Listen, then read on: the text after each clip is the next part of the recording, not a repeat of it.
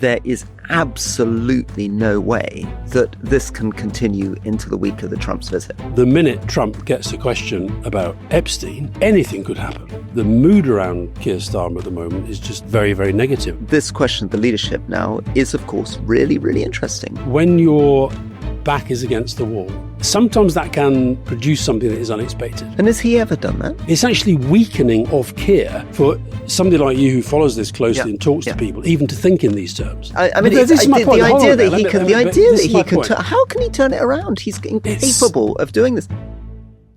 This episode is powered by Fuse Energy. Fuse are currently one of the fastest growing energy suppliers in the UK. And this September, they're raising the stakes. Anyone who's on the fixed tariff on the 5th of October will be eligible for a chance to win £20,000 in cash. The average household could save around £200 by switching to Fuse today. Only takes 3 minutes to cut your bills, fix your rate, and maybe end the month with £20,000 in cash. That's less time than it takes for a referee to give a dodgy penalty for Liverpool against Burnley, and with a far better outcome. So, add it to the back-to-school list. Do it before the heating goes on, before the Christmas bills arrive. And unlike most deadlines in politics, this one won't move. Go to fuseenergy.com/politics to switch to a Fuse fixed tariff by October the 5th and be in with a chance to win £20,000. TNC supply, please find on the landing page.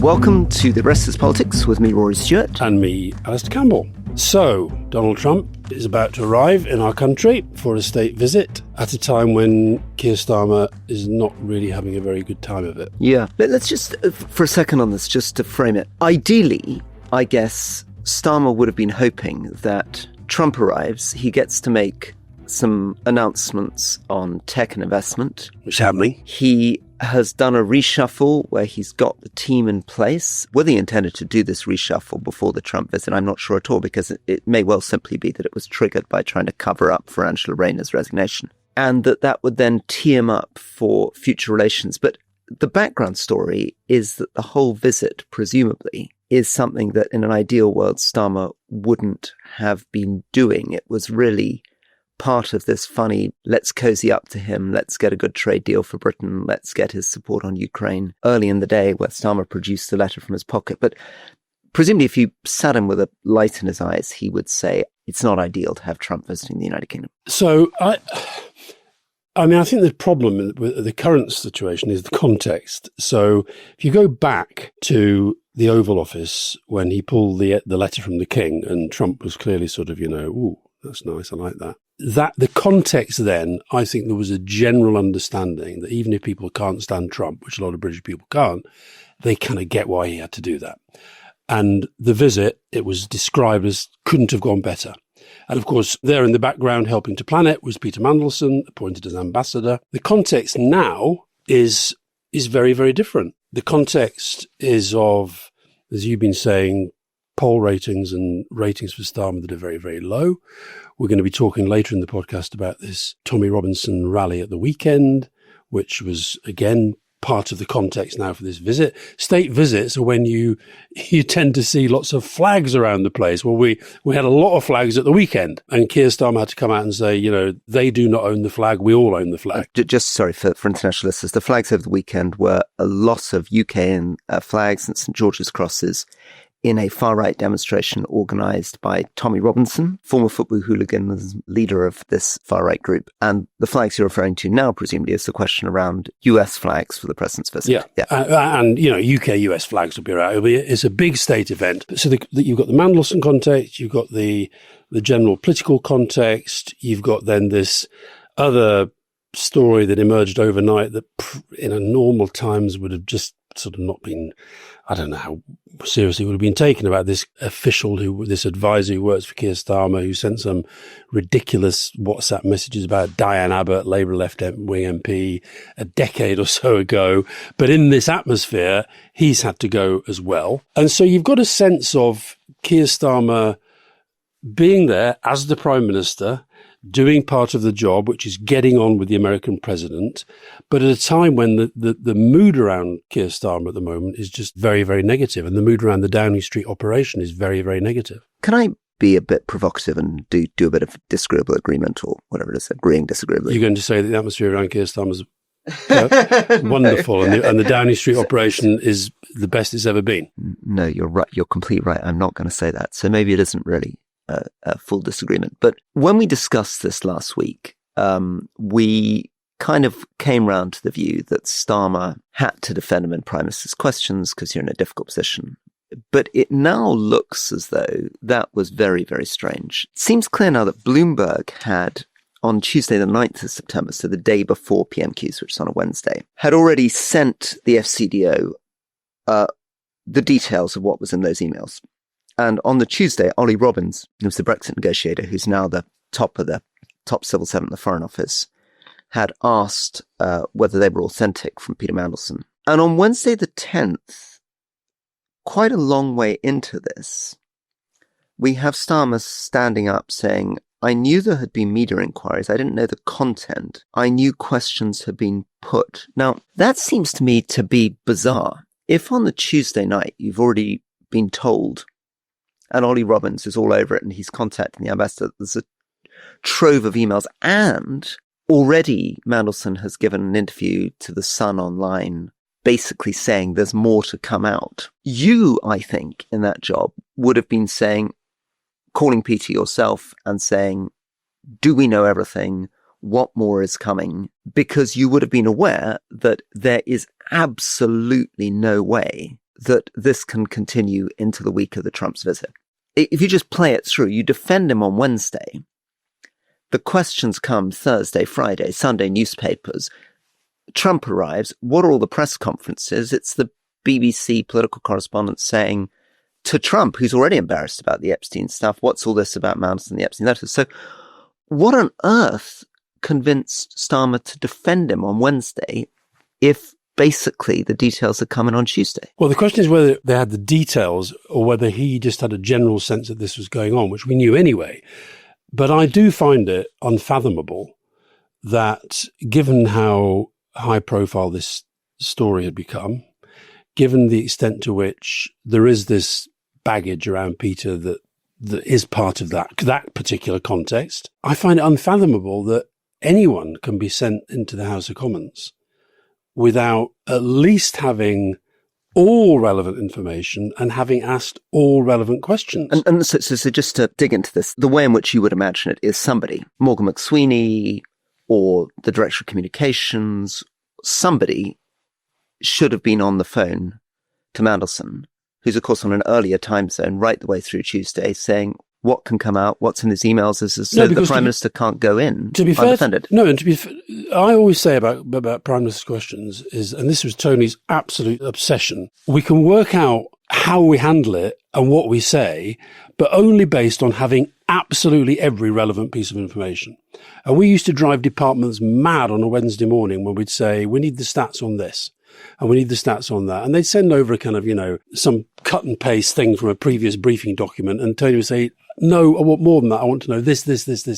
So I don't know what happened. And then when you read some of the stuff that's come out there since, so I read a piece, I think it was on Politico, and it looked to me like it was very, very heavily briefed from Morgan McSweeney's perspective, that he wasn't watching Prime Minister's questions, wasn't aware of what was going on. Now, again, I just find that kind of hard to compute because, okay, a week earlier, as we said on the podcast when we recorded it the other day, Kemi Badenoch had not gone for Angela Rayner when most people thought she should.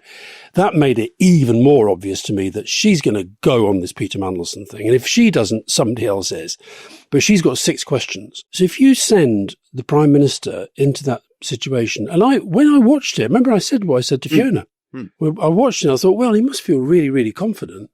And I also said to Fiona, one more thing on this, and I think Peter's in real difficulty. Well, what's now clear is the one more thing was already there. Well, because Bloomberg had warned them on the Tuesday, and all you had to do is get on the phone to Mandelson and really hammer him until he got all the information. I mean, yeah, but to be fair to Peter, he's the one who alerted them to it. So I don't understand how that hasn't led to... Now, did they get into a mindset that said, oh, God, we don't want to lose another one. So therefore, you go into that mindset that says, our goal now is to make sure we don't have to sack him he doesn't have to go before the Trump state visit. But that can't make sense. I agree. When the thing it doesn't he's make sense. Done for is Epstein, and Trump is connected to Epstein, and that's the big issue with MAGA. I mean, it's almost the worst possible issue. if it had been that he'd fiddled his mortgage or something. But the actual issue he was being done for is the one issue that would really upset Trump and talk. No, and also, you see, the other thing is that, I think you and I both feel that even though Trump is there undermining the rule of law, attacking the media left, right and centre, now apparently he's going to sue the New York Times because they backed Kamala Harris. I mean, God knows how that plays out. That we,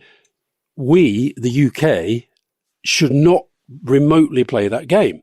So there's Trump, who's been back in the news with Epstein over the drawing that he says is fake and the signature that apparently somebody faked his signature decades ago, knowing clearly that he'd become president again, all this nonsense. So we don't want a government and a prime minister that operates like that. But in Trump's mind, if he does get a question at the press conference, so just to go through the state visit, he arrives Tuesday, arrives tonight. Tomorrow's all the sort of royal stuff at Windsor Castle. Thursday, Chequers, and presumably they're going to do a joint press conference together. Now, they can have lots of things to announce about tech, and Google have announced this 5 billion thing for the UK today, and they will try to frame it as part of that sort of positive stuff. But you know full well that the minute Trump gets a question about Epstein, anything could happen. Anything. So I just feel that my sense is, here's the Prime Minister, he's going to Prime Minister question. It's his responsibility to make sure that he's confident and comfortable about everything he's going to say. But it's his team's responsibility, given all the stuff he's having to deal with, to make sure he knows everything that is relevant to the question. Okay, let me make the case for Morgan McSweeney then. Yep. Right at the heart of this is Morgan McSweeney, who people like you and me and the Westminster class talk about all the time, but maybe not all listeners are focused on, who is effectively the great chief of staff power behind the throne for Keir Starmer. He's a man who cut his teeth in Labour politics in local councils in London and who led, at least in the narrative of his supporters, Starmer's takeover of the Labour Party and the fight back against Jeremy Corbyn. Okay, so the case for Morgan McSweeney is, here is this morally serious man who thinks deeply, who has a clear vision of the country. He's somebody who speaks emotionally and powerfully about the grooming gangs and how much he feels responsibility and how heads should have rolled, who really believes in trying to bring control over immigration, who feels that he's got a mission to transform the economy of Britain. So he would say, look, what is this trip really about? It's about me, Morgan McSweeney, thinking about, as you say, about Google investment, US tech, partnerships with Europe on agriculture and industry, small modular nuclear reactors, which Morgan McSweeney cares about. Hold on, Rory. You fall into a trap here, I think, of assuming that the chief of staff person or the main advisor should be somebody with their own agenda. The Dominic Cummings, Boris Johnson situation. That is not good for a government. It's not good for a prime minister if people think that there is somebody, that this is not the Prime Minister's agenda, it's somebody else's agenda. So I think even you thinking and talking in those terms, I thought you were going to come at it from a different perspective, but you're basically saying, well, poor old Morgan can't be dealing with everything because he's having to sort out deals on nuclear reactors and so forth. Well, that's not really his job. Yeah, the defense of Morgan McSweeney, I think, is that he's the grown-up, that he's crippled by having this prime minister who isn't really able to articulate Morgan McSweeney's vision properly. And who? Sorry, I'm not buying this at all. No, I'm not. No, the story is supposed to be that here is this amazingly serious, impressive chief of staff, and unfortunately, every time he sends Starmer out to communicate his message, Starmer somehow doesn't quite have the language to express I can't work out and that McSweeney keeps getting let down. McSweeney really would want to stop the boats. He'd really want to control immigration, but unfortunately, Yvette Cooper didn't deliver for him, so he's bringing Shabana Mahmood to try to sort it out. I can't believe whether you actually believe this or you're responding to all those friends of yours in Tory circles who tell you that we don't fall out enough and disagree. Oh no, I'm getting this. I'm getting this obviously from Labour people who are on the McSweeney end. So I suppose these are people who see themselves as more Shabana Mahmood, more conservative Labour, who believe that what the Labour Party needs to do is really connect with working class voters, needs to have a coherent vision. And they seem to think that the one person in the middle of all of this is Morgan McSweeney. And if it's not working for him, it's not McSweeney's fault. You either are the strategist and you take ownership of the whole strategy, in which case it's a bit much for these friends to say, well, it's all Keir Starmer's fault. Or you make sure, because this is part of what strategy is, that the whole team, and most importantly, the leader of the team, are completely aligned. I think this is a consequence. I think the way that you're even talking about this is a consequence of there being too much focus on Morgan McSweeney's role, as there was. And listen, by the way, I had exactly this situation. Were you accused, though, of the strategy, or were you accused more of the management of the communications? Well, I was a lightning conductor when anything went wrong. And did people sort of try to suggest that in the same way that I'm suggesting with Keir, that really it's Alastair's government and Tony? The thing with me used to be, he's the real deputy prime minister, so it was a way of undermining John Prescott. But not that you're the real prime minister. No, what there was for a time. I mean, I think the reason the Conservatives got into such a mess with us was because they couldn't work out how to handle Tony Blair. So part of their attack was that Tony Blair's just this sort of flim-flam PR guy, and the real engine is me and Peter Mandelson. Right. These dark, sinister people. So that was their kind of line of attack. There's a bit of that with Morgan. But I think the other thing is, like when that book came out, the Patrick Maguire book about sort of the rise of Keir Starmer, came in called Get In. And it wasn't really about Keir Starmer.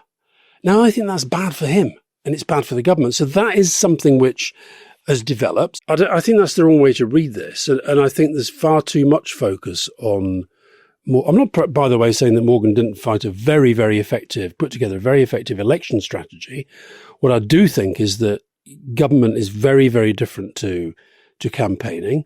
And I also think that the thing about personnel, now to be fair, Keir's gone out and got Jonathan Powell, and now Tim Allen's come in. And I know these people, I think, well, I think they can do a good job. But ultimately, I would argue that nobody in those positions can do a really, really good job unless there is alignment with the team, and in particular that the leader is driving that. That's the most important thing. So it's actually weakening of Keir for somebody like you who follows this closely and talks to people, even to think in these terms. Yeah. But the reason they're thinking those terms, of course, is that people like Tom McTague, who's, I think, a very, very wonderful, thoughtful journalist who now edits The New Statesman, is partly trying to make the intellectual case for this government, is trying to work out what Starmerism is and what the vision is. And the closest they can get often comes back to Morgan McSweeney, because he's the one person who really seems to be able to, talk in this serious, passionate, thoughtful, emotional. Where have you seen that, though? Oh, a lot of New Statesman articles. Yeah, exactly. This is why I think you've sort of slightly bought an image that, to my perspective, is not helpful to the government. It never is helpful if there's a. This is why, in the end, Steve Bannon was a massive problem for Trump. Ultimately, in the first term, you can't have a sense of the leader not being the leader and as it were, having to subcontract. And which was the Dominic Cummings problem, right? Totally. And I remember that totally, because he was perpetually saying, oh, yeah, the problem is Boris. He's not very good at delivering my message. I've got this incredibly deep, profound thing that combines Thucydides and Oppenheimer and Dr. Strangelove, and this is going to make Britain into a particular thing.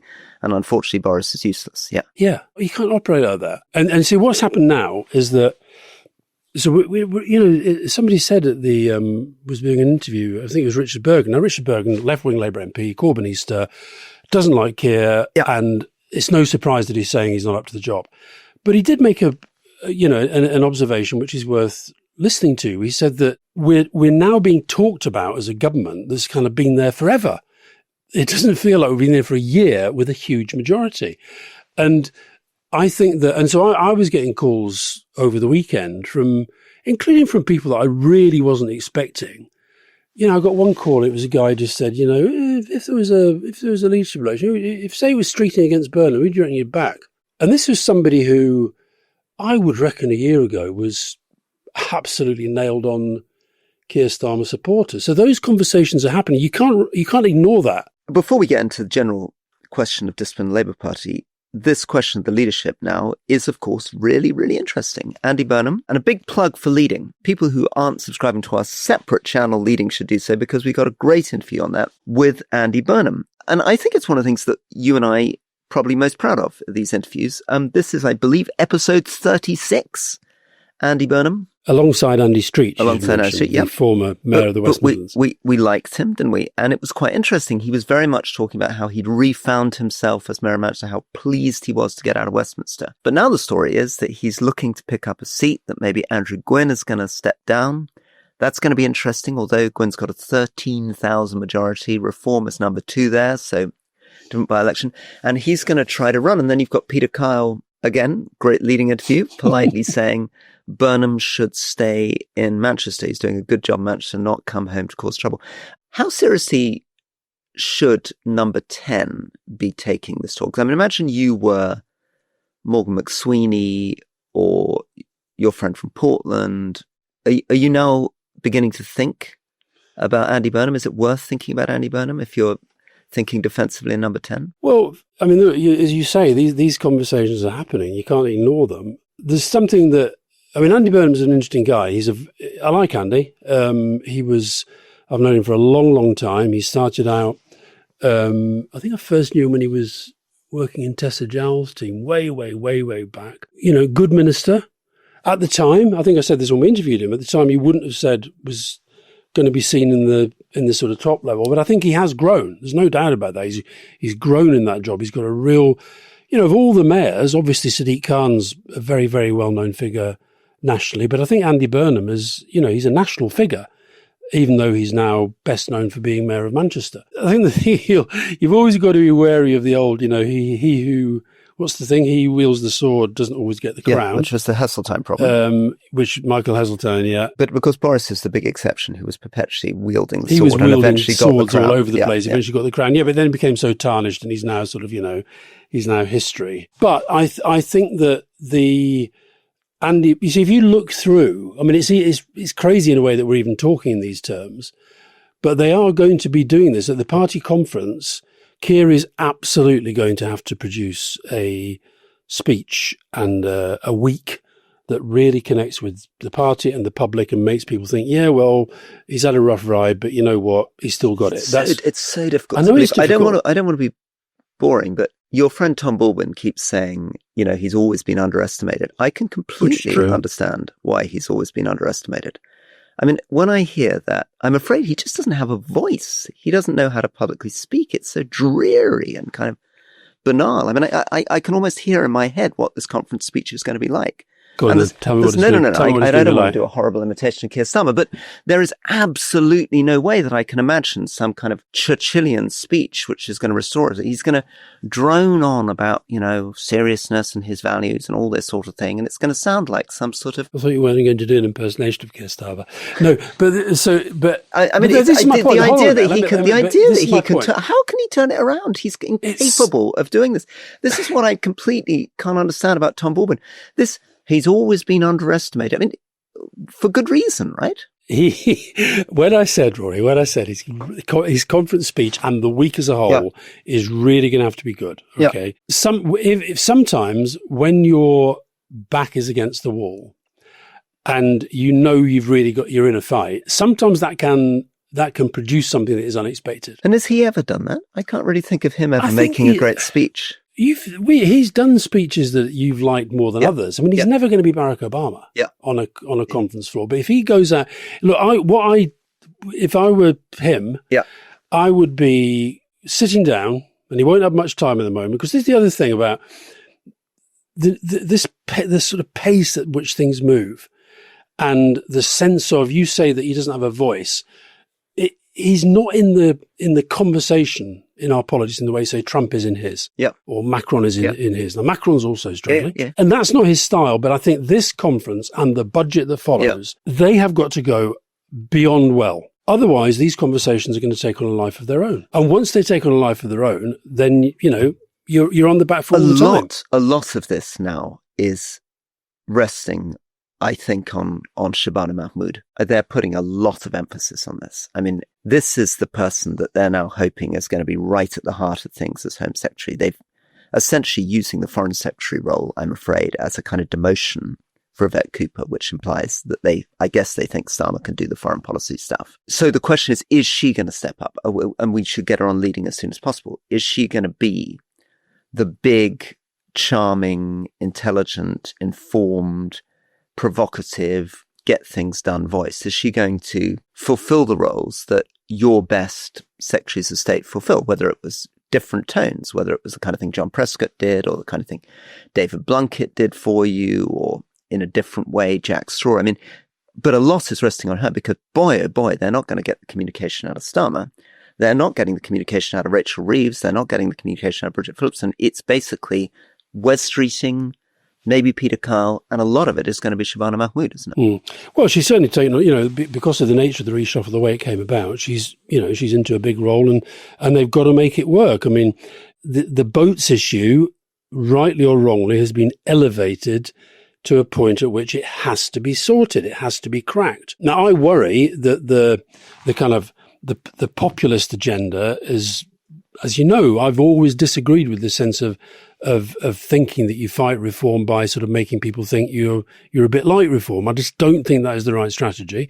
However, the policy now has got to deal with that. And whether she can step up into the sort of communications role you're talking about, I don't know, because she's never really done that. And the hope would be, presumably, and then you're absolutely right, you disagree with the strategy, but that clearly is the strategy. Morgan McSweeney's clearly decided he wants to go for the classic working class red wall voter, and he's going to do it by being tough on immigration, demonstrating control of borders. He cares about that. And that's the policy. And I think Starmer's behind that, right? And Shabana Mahmood's about that. By the way, I absolutely support controlling the borders. Right.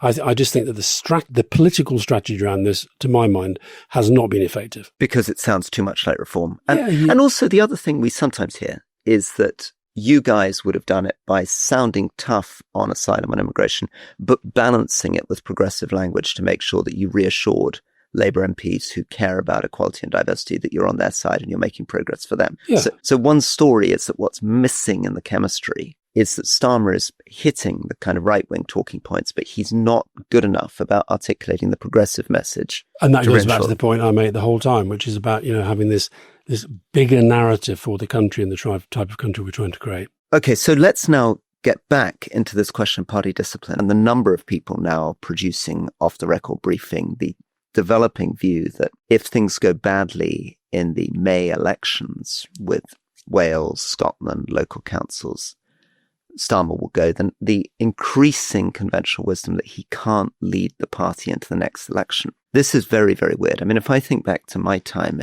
in office, the response of the whips and the Prime Minister, if a year in to Cameron's government, senior backbenchers were going out on the Today programme saying, well, we'll have to see how he's doing when he comes to May. I mean, it's kind of unimaginable. In fact, I remember the first people breaking cover, and they were well out on the far Brexit wing of the party, about to defect to reform, ERG types, and they were totally shunned. Everybody turned against them, in the tea rooms, this person's unbelievably disloyal. What a wanker, how dare they do this? And that was a long way into these governments. And the thing we kept hearing again and again, and I guess you would have reinforced this, is the way that governments lose is when the public starts seeing infighting. The public hates infighting, it hates dissension. So we would have had monthly meetings with the Prime Minister, with the Chief Whips, and often with people like Lyndon Crosby, who was then doing the election thing, just hammering home anybody who steps out and who dares to appear on the Today programme saying, the Prime Minister. But this is where the goodwill bank comes in and the reputational bank comes in. I said last week that if a government is kind of doing well, then MPs who might not like some of the things that are being done, they'll go along with it. Okay. If the government is thought not to be doing well, even by its own judgment, now there's lots of things the government point to say that they're doing well. This £5 billion today with Google. Somebody's worked very, very hard on that and so forth. There's lots of things. And was a surprise because I remember hearing Ed Balls saying last week he didn't think any tech deals would be in place, and he knows. I mean, his wife, was the Home Secretary and has just become the Foreign Secretary. Even surprised him that it got done. Yeah. So and likewise, there's stuff in relation to the health service that's improving, and there's lots of things they can point to. But they cannot get away from the fact that as you go around the country and you talk to people, and they know this because they talk to lots of people, the general sense is not a positive one right now. Now, to turn that around is going to be very, very hard. And I think that the point you're making there, I think there's another point here that's worth making, which is about the speed now, the speed with which news moves, the kind of sense of every day something big and bad happens and we don't rest on it. So it's just on to the next disaster. And that's a very difficult a landscape in which to operate. Trump operates in it by flooding the zone with shit, to quote Steve Bannon. And Johnson did it too. I mean, there were times with both Boris Johnson and Trump where actually you feel it advantages the incumbent, that because there's so much of this stuff that the public can barely remember the scandal of last week. And so it can cut both ways. It can create for Starmer a sense of, oh my goodness, this is total chaos. Or it could create the sense of public after a couple of years of this, of, oh my God, I can't even remember. He was this guy Mandelson, where there was something about Angela Rayner and I don't know, and somebody resigned. That's kind of what that was, but that's not a strategy. Hoping that people forget all this stuff is not a strategy. Where he is now, he's obviously not where he wanted to be when he started out. And there has to be, and you mentioned on the emergency episode we did the other day, that after the reshuffle, the Whip's office, you mentioned the Whip's office. The Whip's office now is seen very much as a Starmer kind of operation. You mentioned Morgan McSweeney's wife is now a Whip, for example. She's an MP up in Scotland. And the thing is, again, that I think only works if there is that sense of reputation and goodwill out there. So one of the worries I have out of that approach is if you think about the criticisms that are leveled at Number 10, and this comes from, we would call control freaks the whole time. Yeah. Right. But what you get from MPs is actually, this really is a sense of you're either with us or against us. Well, the natural sort of conclusion of that is that once people find reasons to be against, they might stay there. So wasn't remotely surprised to hear Richard Bergen, but I wonder whether part of the consequence of the expulsion of Jeremy Corbyn, was there a way back then of actually keeping him in? Which you did. I mean, this is something, unfortunately, that all the Labour MPs I talk to keep referring back to your time in office and saying, well, they didn't sack Jeremy Corbyn. They have a sort of...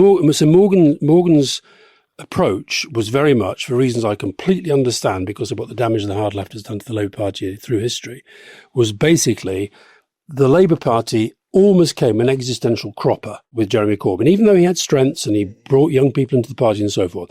Therefore, that is the fight we now have to engage in, and that is a fight to the death that we have to win. That's the kind of thinking. Now, once you're into government, the fights are different. And the point I would say about our politics at the moment, and listen, don't get me wrong, this is a really hard landscape in which to battle. So we've grown up, you and I have kind of grown up in a country and in a politics where basically you've got Labour's the main party on the left and the Tories are the main party on the right.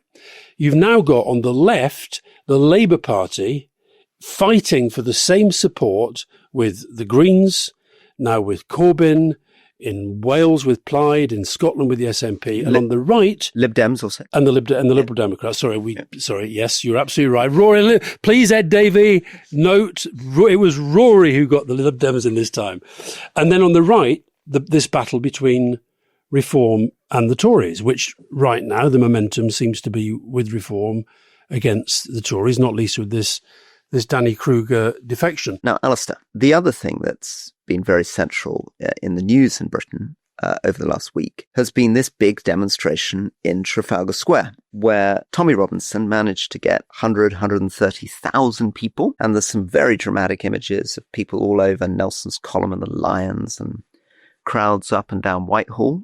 I think, firstly, it's a lot of people, and it's a lot of people behind somebody who is considered so right-wing that Nigel Farage is distancing himself from it. He stood up there with Eric Zemmour, who we've talked about, who's this far-right French politician who really is well beyond the French. Again, he's sort of beyond Le Pen. And he was talking about the great replacement by Muslims, that we're being colonized by our former colonies. And then in the center of it all is Elon Musk is projecting on an enormous screen in Trafalgar Square. He's clearly increasingly close politically to Tommy Robinson, and he produced this extraordinary statement to this crowd of right-wing, predominantly male, predominantly white British working class people. Whether you choose violence or not, violence is coming to you, fight back or die. What was your sense of all this? Well, I found that part of it absolutely repellent. And of course, Musk is a classic example of one of these super wealthy people who now has the platform, X, and has the politics to be very well placed to help somebody like Tommy Robinson exploit what Tommy Robinson is trying to achieve. And I think they've actually got different objectives. I think Musk's objective is to have chaos wherever it can be, to weaken democratic government so that he can absolutely be above any kind of democratic or political control. And that's part of what he's about. The event itself there's clearly a lot of money behind Robinson. And I shared with you a piece that I think was from The Observer about this very, very wealthy American guy, Shillman, who has partly been a funder of Robinson. They're tied in, real name Stephen Yaxley Lennon, just to remind people, never trust somebody who changes their name, unless they're spies. Even then, maybe don't trust them. Well, it depends who they're working for, Rory. I once had a relationship with this guy who worked for one of the better known security services in the world. And he kept getting his business cards bottled up. He had about 11 different business cards in his wallet. Anyway. Just quickly on that, two quick things, and then we'll go back to the more serious thing. One thing is, again, I'm overly plugging leading because I'm so proud of it. But one of the things that Sir Alex Younger points out, the former head of MI6, is how much that world has changed. How technology and iris scanning and new digital records has completely changed that world, that there is no longer a world of traveling under false identities. All those things that you read about in the standard spy novel of somebody reaching in and having 7 passports, and it doesn't work, right? If I travel there's some of it still goes on. If I try to travel now anywhere in the world with another passport and I land at their immigration and they do their iris scanning and their facial recognition, suddenly alarms me, I'm arrested, right? So that's a big old change. The other thing... spying's not what it used to be. Make spying great again, I say. The other thing about this thing about names is very interesting because you have to train very, very hard to remember what your new name is. And one of the ways famously, and I think people remember this from war films, that people get caught traditionally was with their signatures, particularly when you had to sign credit cards or when you book into a hotel.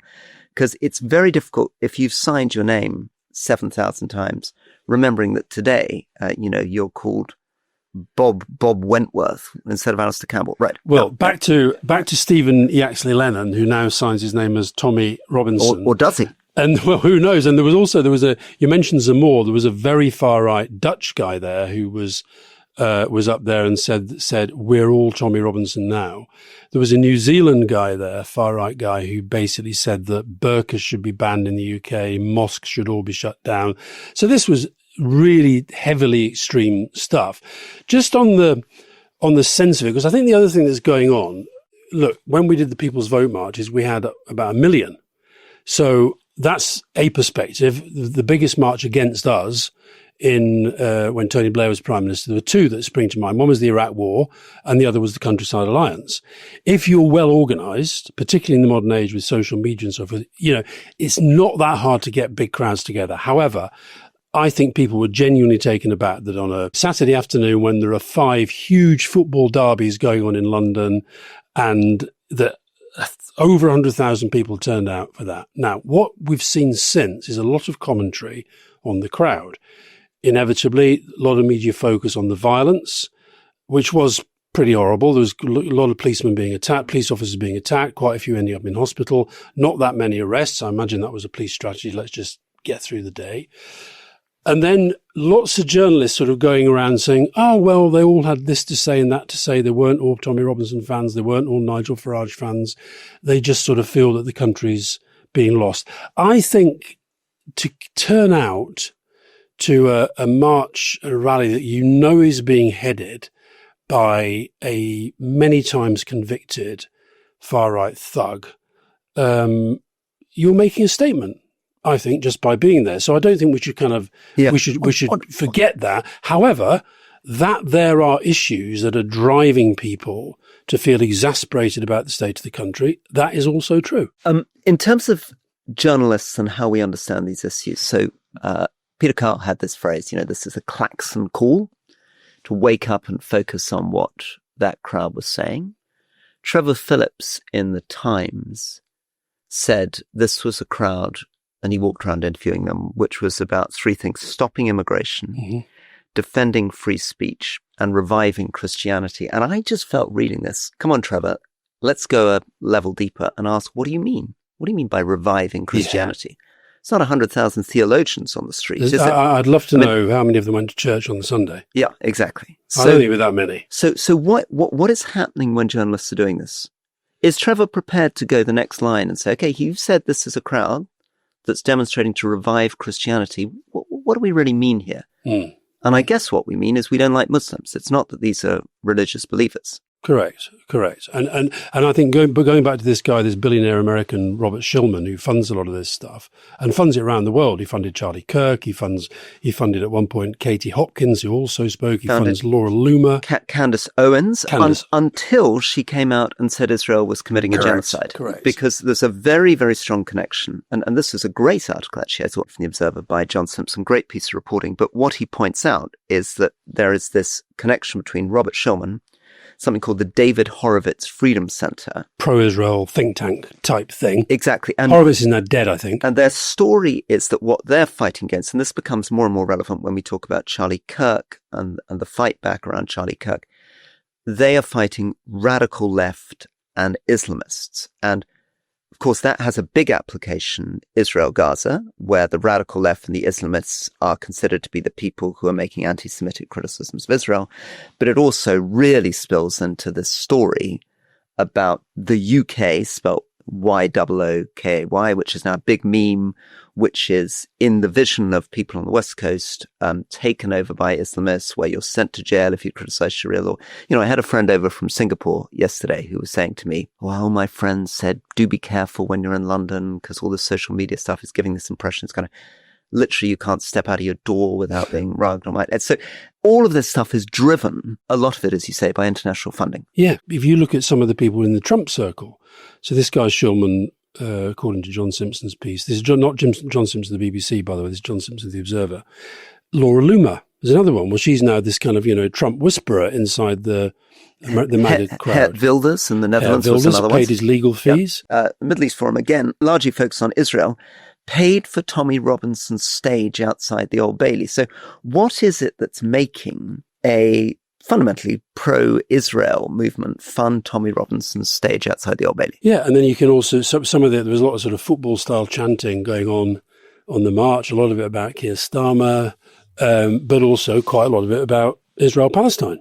Can I ask you about the football stuff? I had a friend who was watching this, and he said, basically, it reminded him of 1980s football matches, and that it felt like it was fun for a lot of people. People were having a great day out. A lot of them were drunk. A lot of them were shouting stuff that they felt they're not allowed to shout in the football stands anymore, and they were having fun shouting this stuff. It seemed, the way he described it, it almost sounded like a pride march, not in this case a gay pride march, but a kind of pride march for guys, many of them probably not from very diverse mixed communities, many of them actually paradoxically from quite white communities coming in to demonstrate against multicultural. Did it have a feeling for you of a sort of 1980s football match? Oh, yeah. I think if you saw the stuff with the police, it was absolutely classic. You're trying to get to the other side, your opponents. This is the anti-fascist demonstration that was in Whitehall, and the police are stopping you.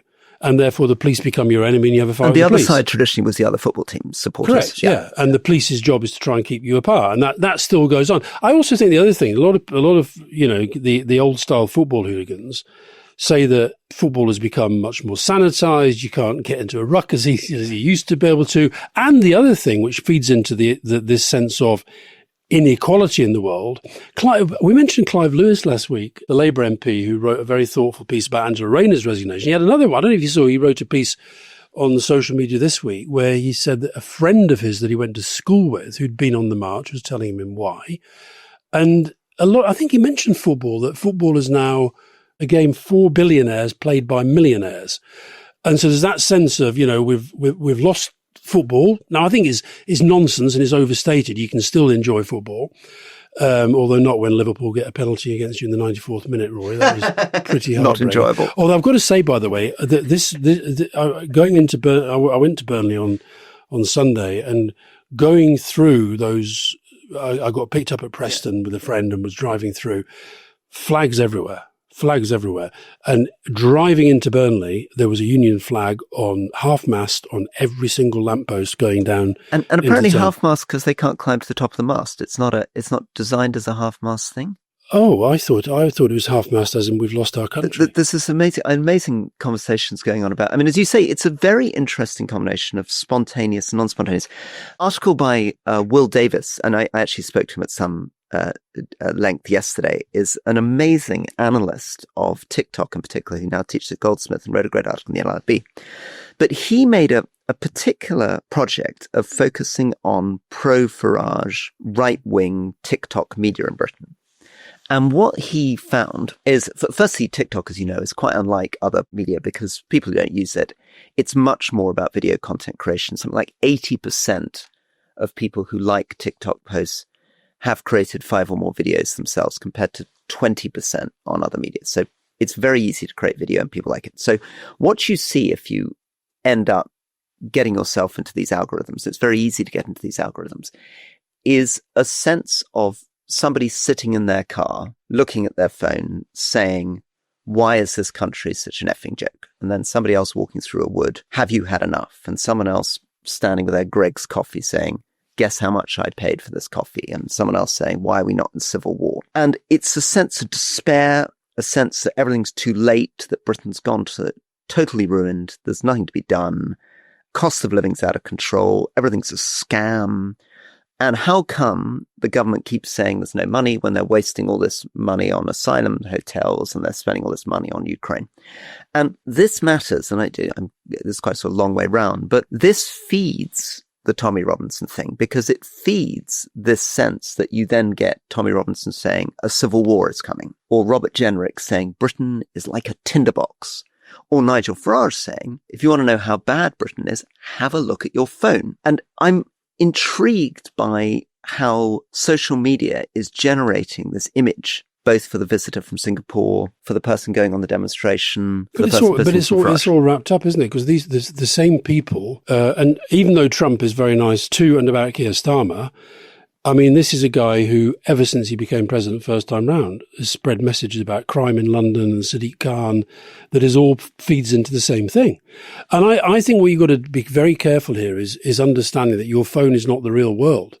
I mean, I'm very conscious of this. So that, what does the algorithm send me the whole time?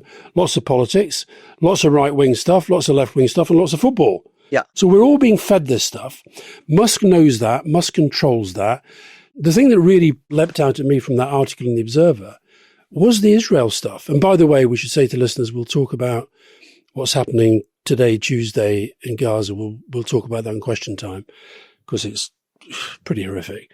But so I think what we're seeing here is the consequence playing out of stuff that has been developing technologically, politically, socially, economically over the last sort of couple of decades. And what you've got is a political process and a political class that is still moving at the old pace. Trump is an exception. And the news and the endless kind of sense of being overwhelmed by bad stuff in the world is moving very, very quickly and leading to this people being able to see in what is a great country. And this was the irony of the march, Unite the Kingdom. Why can't you just be proud of your country whilst all the time saying how terrible everything is? There's a massive irony at the art of it, and proud of the police while attacking them. Absolutely. And all this kind of stuff. Yeah. Just on your point about social media, because politics is more and more about this. One problem that people like Will Davis who study this stuff have is that even they can't really understand how these algorithms work because TikTok won't release the nuts and bolts of it. But what they see is pretty disturbing. So an experiment was just done recently in Germany where people registered 5 new TikTok accounts and they followed each one of the major political parties. And they watched 5 videos from those political parties and then just stepped back and let the For You feed generate content for them. 75% of the content they saw came from the AfD, the far-right German party, despite the fact that 4 of them were supposed to be registering to support other parties. We still don't know why. Is it that AfD supporters generate more content, share more content, like more content, or is the algorithm driving people towards far-right content? But whatever the cause of it is, there's no doubt that the far-right, in that case, is getting far more visibility than anyone else on social media. Well, I think it's both of those things. It's the content and the algorithm. This is not just UK. I'm reading this book. I think even you can work out that. Yeah. It's Let's a Chance. The Last Chance. Yeah. And the new Chancellor and the fight for democracy. And there's a picture of Merz and Trump and Weidel, the leader of the AfD. And this is a guy, Robin Alexander, who's a really well-known kind of political journalist and thinker. So this is not just the UK. Now, can I do a transition from this to Danny Kruger, which is just to finish off this episode? So Danny Kruger is a Conservative MP who has now defected to Reform, saying Farage is the best hope, the last hope of conservatism. Now, I'm really intrigued by this. I've known Danny Kruger. He was at school with me. So I've known Eton, another bloody old Etonian, enters our political landscape and known him since he was 13, and he's a really interesting figure. A little bit like Jacob Rees-Mogg, because he's very, very courteous, very polite, makes a great deal of the fact that he's very serious about religion. He spent years volunteering and supporting prisons charities. And he gets a very easy ride, actually, from left-wing journalists. I was very because he doesn't fit the caricature. Yeah, I was very struck, for example, that journalists who would have a real go at people like you and me, kind of centrists, are extremely deferential towards him because he's considered to be sort of authentic, not hypocritical, and they get very impressed by the fact that, a bit like Jacob Rees-Mogg, he can use long words. He, quotes Roger Scruton and Alastair McIntyre and talks about Greek gods and things. So you can see these actually surprisingly sort of positive profiles of him being written, and they seem as a great intellectual leader. I, though, have always been very aware that along with all these positive qualities, and this is true of Jacob Rees-Mogg too, there is something very, very disturbing for me, which is firstly the right-wing views, and secondly the way that those right-wing views then drag them away from stuff which, if you say it quickly, I sort of sympathize with, tradition, conservatism, the church, the countryside, quite quickly becomes, oh, and by the way, I'm going to be Boris Johnson's, parliamentary secretary. Parliamentary secretary. I'm going to support Nigel Farage, which is the journey that Kruger has been on. And I saw it first myself with him, 2019.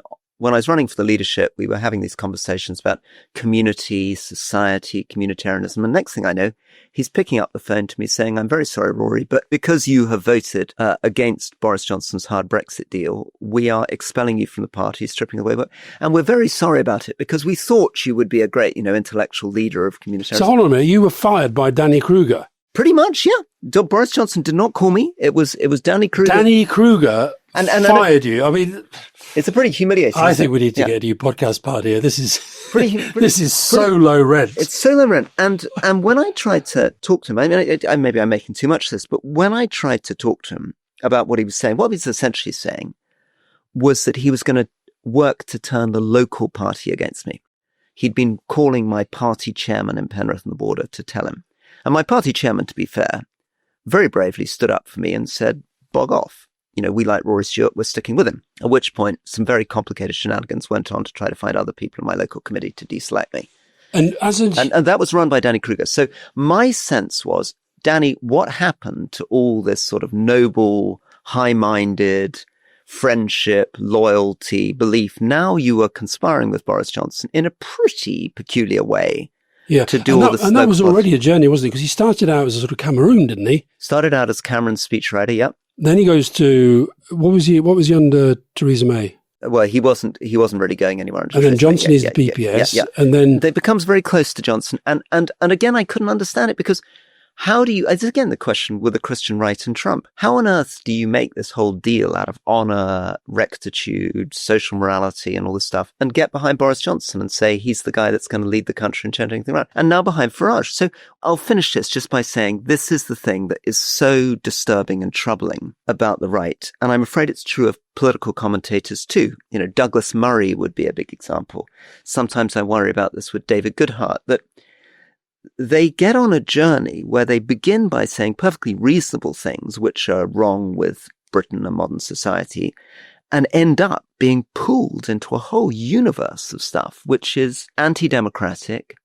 Farage, let's be honest, Farage has now announced that he is going to deport 600,000 people out of the United Kingdom in complete contravention of UK law, international law, any kind of treaty. And Danny Kruger's just endorsed him. And this Christianity thing is fascinating because, I mean, I'm sure, I don't know whether Danny Kruger is one of those people who went to church on Sunday. And of course, Christianity isn't just defined by going to church.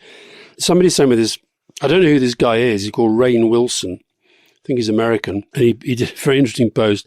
The metamorphosis of Jesus Christ from a humble servant of the abject poor to a symbol that stands for gun rights, prosperity theology, anti-science, limited government that neglects the destitute, and fierce nationalism is truly the strangest transformation in human history. And of course, we've seen this on the back of the Charlie Kirk assassination, which is horrible on so many levels. But the way that it's now been weaponized so that unless you're out saying it is absolutely right that we bow down before everything Charlie Kirk ever said and did, and we lower the flags, then somehow you're just a really, really bad person. And, you know, Trump was asked yesterday about the Democrat politician who was shot, and why weren't the flags lowered for her. He didn't know what the person was talking about. So who are you talking about? He gave him the name. And he said, oh, the governor never asked for that. It's like all left is bad, all right is good. All right is Christian, all left is somehow heathen. We should return to this and maybe finish with this. But Stephen Miller, who is Trump's real dark art specialist, his real ideologue, his deputy chief staff for policy, has now gone on what used to be Charlie Kirk's podcast and said, this is the moment where we will unleash against this far left terrorist conspiracy in the United States, and they better be ready. We're going to deploy the entire organs of the state to go after these people. Now, why have we got to return to this? What is this? What is this far left terrorist conspiracy, right? We don't know very much about him yet. He might well be an extremely disturbed young man on... The killer. Yeah, the killer. The killer might well be an extremely disturbed young man who's been on far-right websites before he went to the far left, might have been the kind of person who in another context could have done school shootings and who's now been... His ego and his brain has got involved in making this sort of public political assassination. But the idea that that means that suddenly the entire forces of the state are going to be unleashed on this completely undefined, vague, far-left terrorist conspiracy. And what does that mean?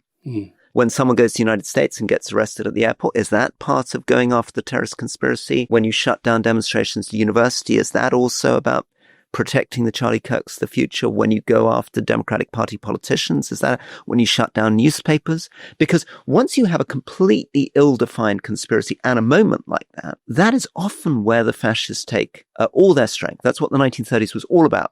You find a moment, the Reichstag's been burnt down. Now we have to go after this huge conspiracy that's behind the burning of the Reichstag. No, and if you saw Stephen Miller the other day on the back of the Charlie Kirk thing, for example, saying his last message to me was, we've got to take on these evil forces of the left. Well, yeah, was it really? And then you have Trump yesterday saying he's suing the New York Times because they were against him in the election. You have him making increasingly authoritarian statements. You have a group of people the other day getting up at a restaurant, start shouting at Trump. They say, free DC, free Palestine. Trump is the Nazi of our Hitler of our time. He says yesterday, they should be in jail. I'm talking to Pam Bondi about it. So it's shutting down any force of criticism. And of course, what's so difficult, to come back to the start of the podcast, for Keir Starmer right now, I mean, there's going to be a demonstration tomorrow, Wednesday, I think it is, because a lot of British people feel deeply uneasy at the fact that Trump is here and the king is being wheeled out, show him how seriously we take him, etc. Now, on the one hand, we have to do that, but on the other hand, it doesn't mean that he's not deeply unpopular. Final thing, Rory, which we should put in the newsletter, very interesting piece in Positive News. We're always getting told we don't have enough positive news, but it was an interview with a guy who was in the far right for a couple of decades, Combat 18, and who's now come out and is sort of going around the place trying to sort of de-radicalize. But, so it is possible to get into the rabbit hole. This is a guy who's managed to get out. Very, very final point from me then. Also, the Americanization of British politics. Somebody pointed out to me that actually half my friends at the BBC hadn't even heard of Charlie Kirk last week. And suddenly now he's absolutely the centre of the news. Everybody's carrying big signs. It's true that many people under 30 knew about Charlie Kirk because he didn't count him on TikTok. But it is really, really interesting how pretty well-informed people suddenly have to talk as though they've always known who Charlie Kirk was, when in fact half my friends at the BBC were calling me up saying, "Can you tell me who he is? Had you ever heard of him?" So question time tomorrow, we're going to talk about Gaza, we're going to talk about Nepal. If we've got time, we'll talk about Russia, Poland. We're also going to come back, as we said we would, to the subject of rape, because this week is Freshers' Week at universities, and we've had a lot of questions about it. Well, thank you, Alastair. Look forward to speaking to you very soon.